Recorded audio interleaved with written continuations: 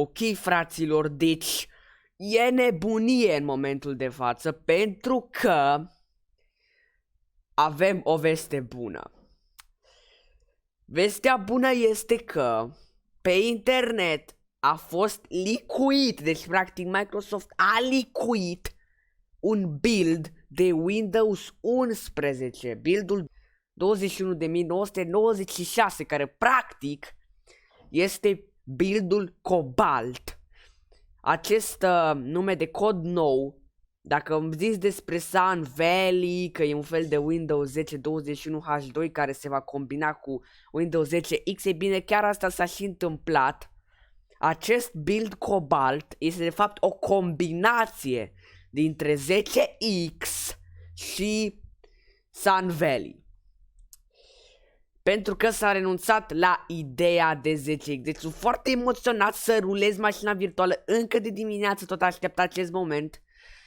Nu uitați să dați un like, pentru că asta susține canalul și o să mai facem clipuri de genul și nu uitați să vă abonați cu clopoțelul activ.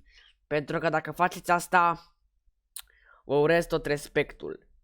Bineînțeles că acum o să deschidem mașina virtuală, pentru că cu siguranță sunteți emoționați. Nu e nimic fake, nu e clickbait, nu este nimic trucat. Clipul ăsta este real și să sperăm că o să facă cât mai multe vizualizări. Ok, haideți să rulăm mașina virtuală. 3, 2, 1 și... Ok, hai să apăsăm o tastă. Deci din câte vedeți, logo-ul de la Windows 11 este mult mai interesant. E un logo care seamănă cu logo-ul de la Microsoft, doar că albastru. Ok, deci ne-a trimis în instalare. Setup-ul arată identic, mai puțin de această iconiță, dar dacă, din câte vedeți din copyright, a fost șters anul. Iar dacă dăm next, iconița devine ca în Windows 10 pentru că este... Toate developmenturile au această problemă, încă ei n-au schimbat tot setup-ul de instalare, știți? Mai trebuie să mai facă un build până la lansarea oficială, pentru că mai au o săptămână la dispoziție, vă dați seama. Aici ne zice dacă vrem, eu nu o să pun acum un product key, nu-mi trebuie acum o cheie. O să selectez Windows 11 Pro, dau next. Am auzit că pot să-l activez cu key de Windows 10. Hai să vedem. Ne zice practic termenii și condițiile. Din câte vedeți, avem un fel de scroll bar mult mai interesant, mult mai modern, aș putea spune, și o nouă căsuță. Dăm next și dăm custom și o să lăsăm această partiție așa cum e. Bun, începe procesul de instalare. Yay! Deci, băi, deci prima dată când instalez Windows 11 în viața mea, deci nu cred. Deși Microsoft a zis că Windows 10 va fi ultimul sistem de operare ever, uite că s-au răzgândit și s-au decis să aducă ceva modern, pentru că dacă ar rămâne doar cu un singur produs ani de zile, la un moment dat oamenii se vor plictisi de acel produs, market share-ul va scădea, nu va mai fi acel hype când oamenii tot cumpărau sisteme de operare și când tot le instalau și chestii de genul cum erau în trecuturi, deci va fi o umbră pentru Microsoft și nu vor chestia asta, din acest motiv vor să facă un produs nou, că cu toate că Office n-au mai făcut de vreo 2 ani și Windows de vreo 6 ani și au pus niște update-uri majore și atât. Și s-au decis că Windows 10X nu e o idee foarte bună, mai mult îl combină cu Sun Valley și o să vedeți într-un final. Bine, nu este un build complet, adică vom vedea la final, la eveniment, va fi o modificare mult mai majoră. Momentan sunt unele chestii care încă au rămas din Windows 10 și momentan transparența pe ferestre n-a apărut, dar să sperăm că apare, dar colțurile rotunjite au revenit și o să vă arăt, sunt foarte entuziasmat să vă arăt pe filmare totul despre Windows 11.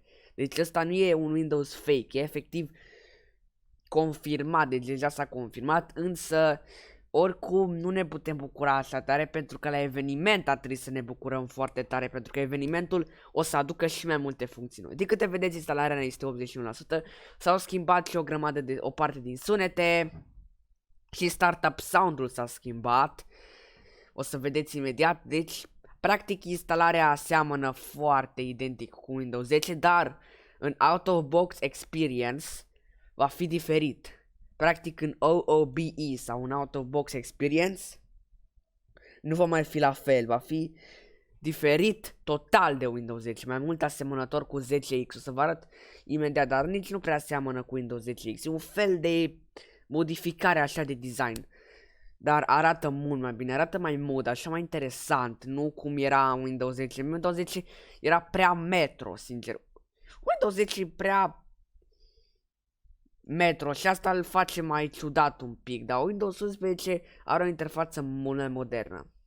Ok.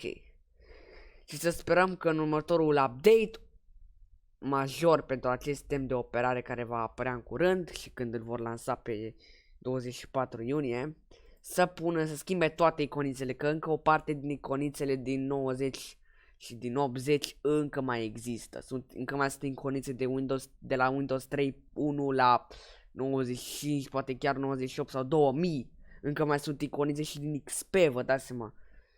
Încă ne mai luptăm și încă mai îi iconița de MS-DOS, dacă vă vine să credeți. Da, încă mai îi sistemul de operare în ziua de astăzi. Sincer, n-ar vrea să o scoată, pentru că ar fi prea de tot, măcar să o modifice și pe aia. Ok, ne dă getting ready, deci se pregătește practic Windows-ul să ruleze. Asta este toată chestia, cam așa se poate instala Windows 11. Nu e nimic complicat, e ca la o instalare de Windows, adică o să vă arăt imediat out-of-box experience-ul cum se face. V-aș recomanda să testați totuși pe o mașină virtuală, nu pe un sistem real, pentru că încă nu s-a lansat oficial și nu știu niciodată când poți să primești bug-uri sau erori sau cine știe vreo eroare de design și de-aia eu recomand să aveți un VM la îndemână. Sincer, logo-ul ăsta nu știu ce mi se pare un pic mai alungit. Habar nu am, așa cred că mi se pare mie de la acest unghi. Dar asta mi se pare doar când mă uit de pe monitor, când mă uit de exemplu de pe YouTube nu prea mi se pare. Probabil și pentru că am monitorul curbat și pe monitoare curbate se vede mult mai interesant și mult mai ugly. Annoying, să zic eu așa. Dacă aveți monitor curbat e clar că o să ziceați același lucru. Atât? Cred că vrea să-și dea un restart. Cam așa ar trebui să-și dea un restart și după n-ar mai trebui să mai fac astfel de figuri. Dar îl lăsăm în pace pentru că se mișcă și el un pic mai greuț, pentru că nu e lansat oficial. Vă dați seama că mai trebuie un pic optimizat și dus pe picioare. Da, v-am zis, eu vă dau un restart rapid și va intra în procesul de instalare în continuare, adică în out-of-box experience, din câte vedeți. Ne dă just a moment, acum din câte vedeți nu mai e albastrul ăla, e acum e cu negru. Arată mult mai modern așa decât să vezi un ecran albastru și mai ales noaptea să te orbească sau să... Căci oricum ecranul ăla albastru era destul de nasol. Vedeți o nouă animație pentru Windows la startup. Țara România, pentru că România ne interesează. România, da, dă-mi ies aici că ne interesează. Bun, aici România standard ne interesează pe noi. Nu o să pun un layer în engleză pentru că oricum folosesc acest build mai mult pentru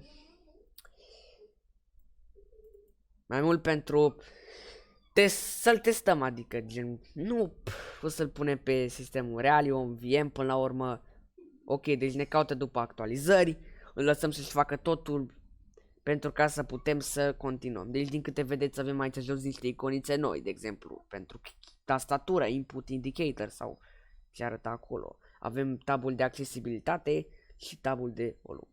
Să-l utilizăm pentru o școală sau dacă de exemplu lucrați undeva, dar îl folosim pentru uz personal pentru că noi îl utilizăm de acasă. Dăm next. Aici ei o să ne bage pe gât logarea cu Microsoft. Dacă nu vreți chestia asta, dați aici sign in option și dați offline account și nu trebuie să deconectați de la internet. E mult mai friendly pe acest setup. Haideți să punem un nume, de exemplu o să punem Reach for win. Sau nu, știi ce, hai să punem me. Dăm next. O parolă, nu vrem chestia asta, nu e obligatoriu. Așteptăm. Aici ne zice să ne folosească locația, nu.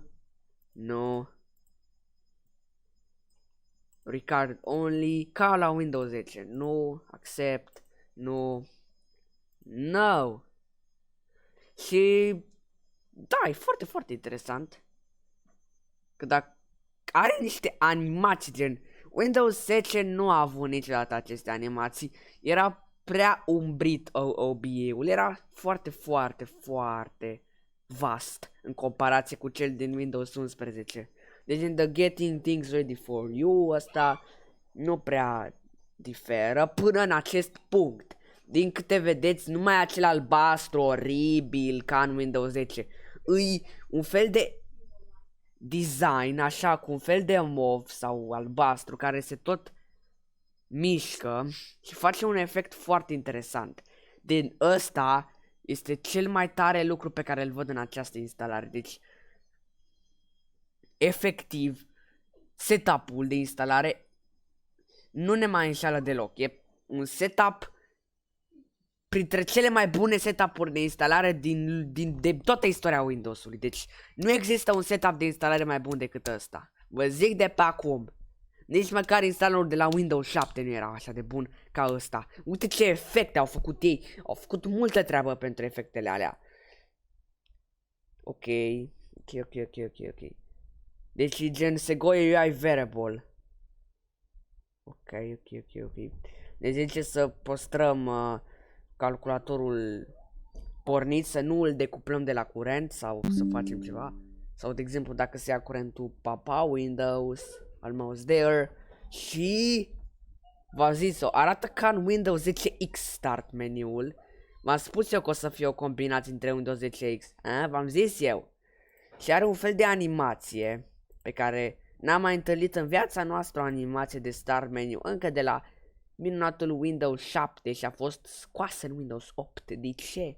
De câte vedeți pare mai sus textul de la iconițe, cum arată și ziua din săptămână, nu mai arată cum arată, cred că mie miercuri, dar a apărut oficial ieri seară, dar acum am apucat să filmez. Din câte vedeți, dacă dăm pe iconița de search, apare un fel de animație și seamănă foarte mult cu Windows 10, dar mult mai modificat.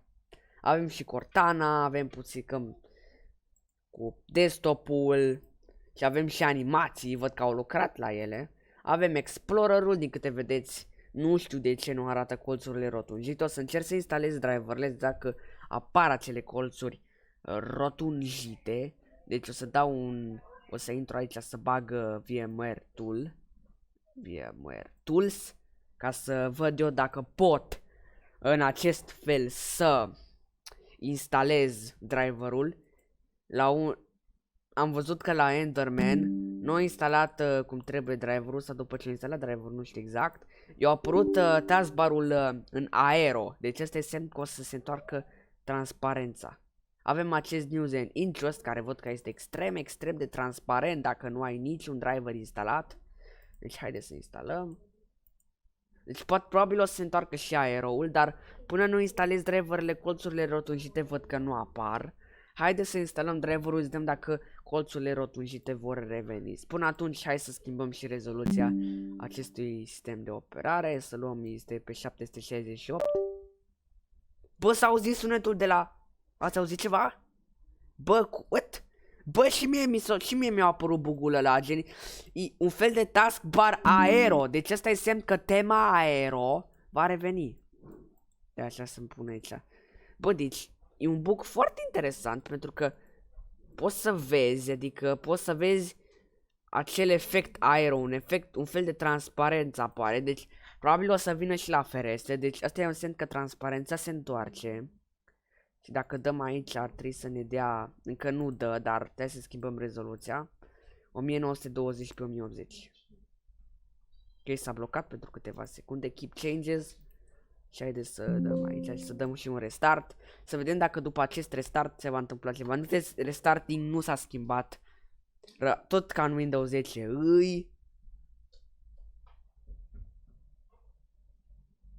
Hai să vedem ce o să se întâmple. Deci nu cred, ăsta e visul meu de o viață. Să rulez un Windows mai bun decât Windows 10. ME. Ok, deci transparența s-a dus, bug-ul a dispărut, dar acest bug are o legătură foarte mare cu transparența, pentru că dacă dăm pe News and Interest, din câte vedeți apare o transparență asemănătoare, o transparență destul de consistentă. Deci se vede totuși ceva în transparența aia, în blurul ăla. Și din câte vedeți, dacă o să punem tema dark, haideți să mergem în setări. Nu. Hai să mergem în personalization, dar trebuie să activăm sistemul de operare. Și după putem să schimbăm tema asta așa. Da, nu putem să schimbăm aproape nimic. Deci o să revenim imediat după ce trecem oarecum de acest proces. Am revenit. Deci așa, o să șterg acest Notepad, că oricum este gol, deci nu ne prea interesează, să zic eu așa. E un Notepad gol, adică ce... Am vrut să fac un test să vă arăt cum arată cu Recycle Bin-ul plin, din câte vezi cam așa arată. Și am observat că parcă cuțurile sunt din nou rotunjite dacă selectez, dar un pic așa foarte puțin se vede rotunjirea și parcă e un pic mai transparent. Nu știu ce, nu știu dacă observați voi, dar eu observ. Dar pe filmare nu se prea observă. Deci, din câte vedeți, e chiar o animație foarte interesantă și la search și la tot îi. Se vede și transparența, dar dacă intru eu pe tema dark, display, personalize și mă duc eu la Teams și pun tema dark și mă duc aici, stați așa un pic, pe start menu, din câte vedeți, acum a apărut un fel de transparență, pe wallpaper văd că nu se prea vede, dar vedeți așa o transparență, nu știu dacă observați. Dar e un fel de aero, gen, asta e un semn că tema aero din Windows 7 revine, dar într-un nou stil de design, adică nu va fi exact ca în Windows 7, că ar strica tot look-ul acestui sistem de operare. Ar arăta mult mai modern și de câte vedeți se vede și wallpaper-ul și transparența de la astea. Transparența pe ferestre momentan nu este aici. Avem colțurile rotunjite din câte m-am zis. Explorerul sau Internet Explorerul a fost scos de tot. Deci nu-l mai puteți folosi dacă de exemplu scriu IX Explorer, din câte vedeți îmi zice Microsoft Edge. Deci dacă scriu Internet, din câte vedeți dacă scriu Internet Explorer apare Microsoft Edge-ul, deci sunt întâmpinat cu Edge, nu sunt deloc întâmpinat cu altceva. Dacă nu vreți să vă arate start menu-ul așa, mergeți la taskbar settings sau taskbar-ul, scuze, să nu apară aici în mijloc, să arate în partea stângă, cum sunteți voi obișnuiți. Va trebui să vă duceți așa la taskbar și să-l puneți în left. Și din câte vedeți s-a mutat automat. E foarte simplu, dar trebuie să aveți Windows-ul activat ca să faceți chestia asta. De câte vedeți se observă mult mai bine transparența. Putem vedea și aplicațiile, avem acces la contul local, avem opțiunile de power, avem un fel de get started, care e un fel de tur al acestui sistem de operare, la fel cum am avut în XP sau nu mai știu eu când. Deci ca un fel de tur în acest sistem de operare, dar văd că nu e la fel, nu e animat, dar îți explică un fel de tutorial ce să poți să folosești pe acest sistem de operare. Ca în Windows XP 95, cum v-ați obișnuit voi, așa îi. Deci, e un fel de Windows 10 tur, dar nu e animat cum era în XP și cu voiceover. Îi așa, normal.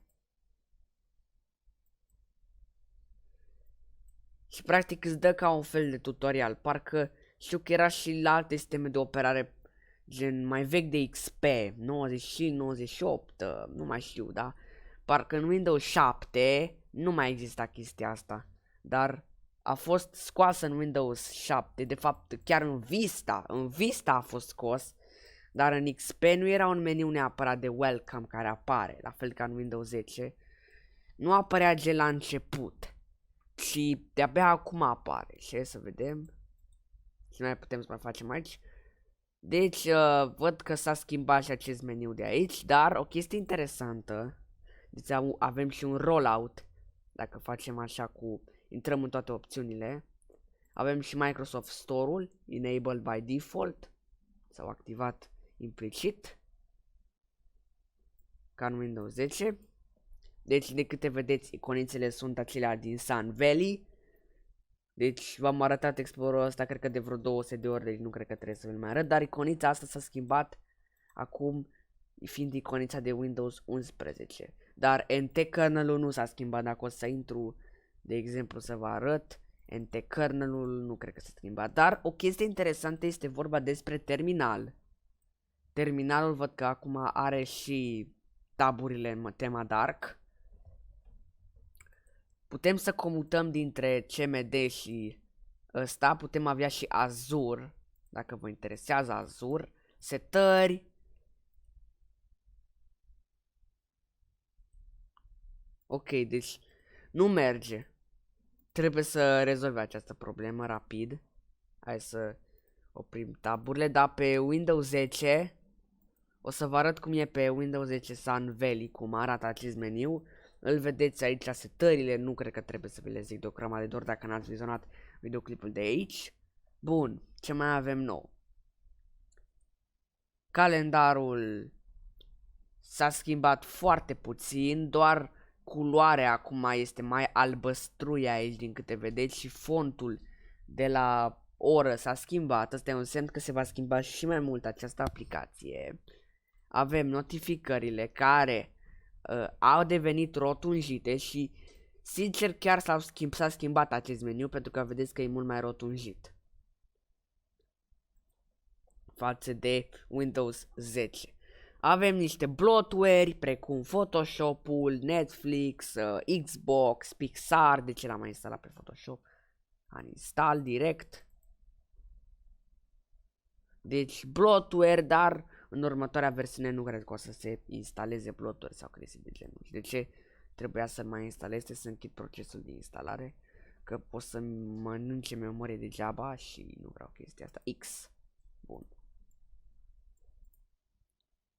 Uai, deci tot vrea să se descarce. Hai de capul meu. Băi, trebuie să-i dau o pauză. Hai să vedem dacă am mers.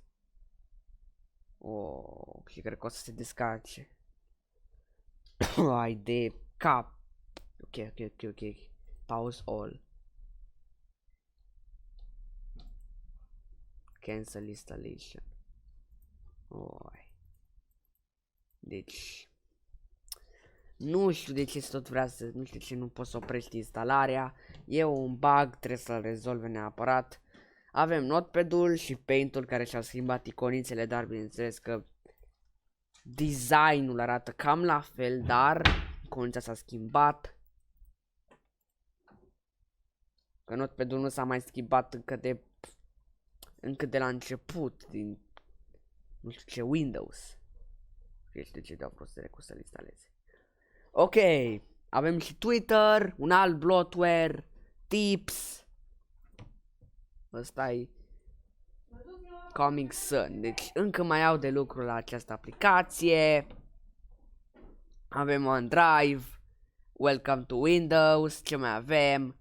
PixArt, un alt bloatware.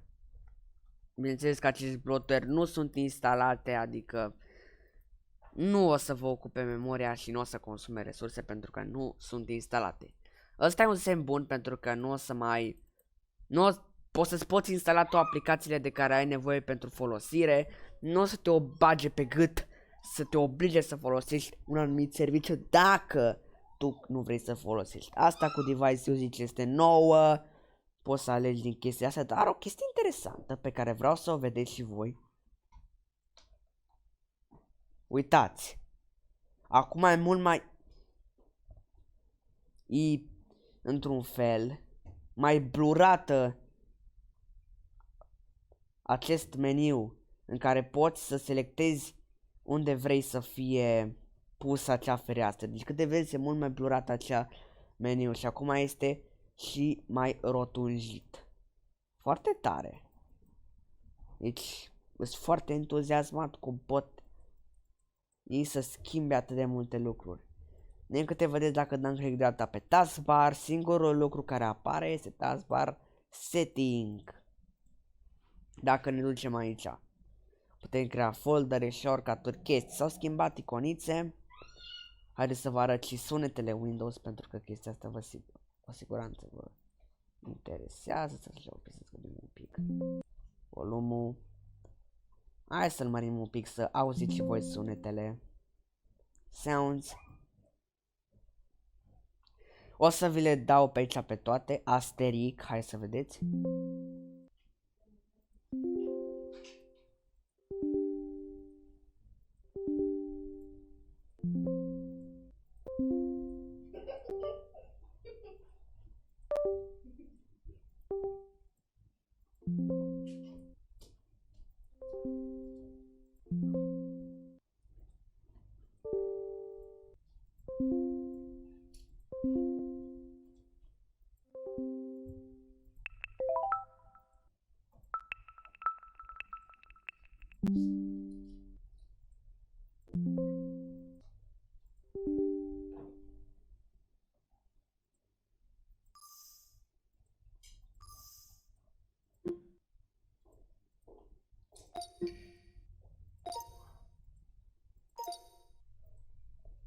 Deci acestea sunt sunetele.